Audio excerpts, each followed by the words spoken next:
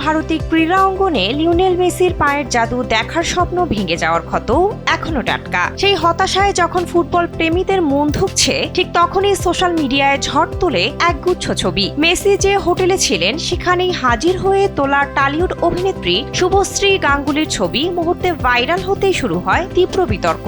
স্বপ্নভঙ্গের ক্ষতে যেন নতুন করে দেওয়া হয় নুনের ছিটে। তবে এ বিষয়ে এবার মুখ খুলেছেন শুভশ্রী নিজেই।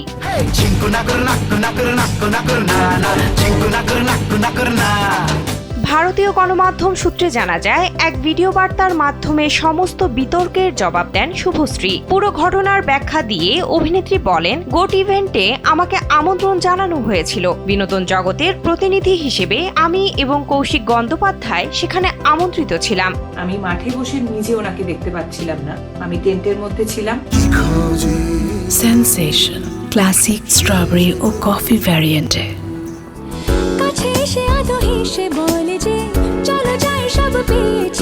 তিনি আরো বলেন, আমন্ত্রণ পেয়েই আমরা মেসির হোটেলে যাই। নির্ধারিত সময়ে আমরা মেসির সঙ্গে দেখা করি এবং ছবি তুলি। সেখান থেকে বেরিয়ে আসার সময় ওদের পিআর টিমের পক্ষ থেকে আমাকে যুব ভারতীতে যাওয়ার জন্য অনুরোধ করা হয়। বলা হয় আমি গেলে ওদের সুবিধা হবে। মাঠে আমাদের জন্য একটি নির্দিষ্ট তাঁবুর ব্যবস্থা ছিল, আমরা সেখানেই অপেক্ষা করছিলাম।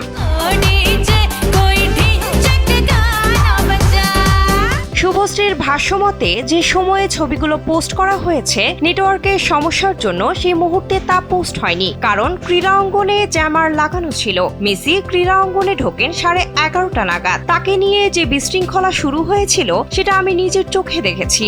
যেদিন কানে কানে সব বলবো তোমাকে। তিনি আরো বলেন, প্রযুক্তিগত ত্রুটির কারণে আমার ছবিগুলো কিছু সময় পর দেরিতে পোস্ট হয়, আর সেটাই দুরন্ত গতিতে ছড়িয়ে পড়ে।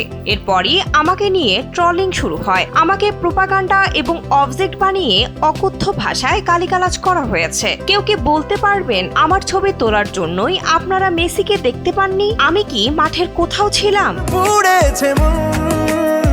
বিনোদন ডেস্ক, কালবেলা।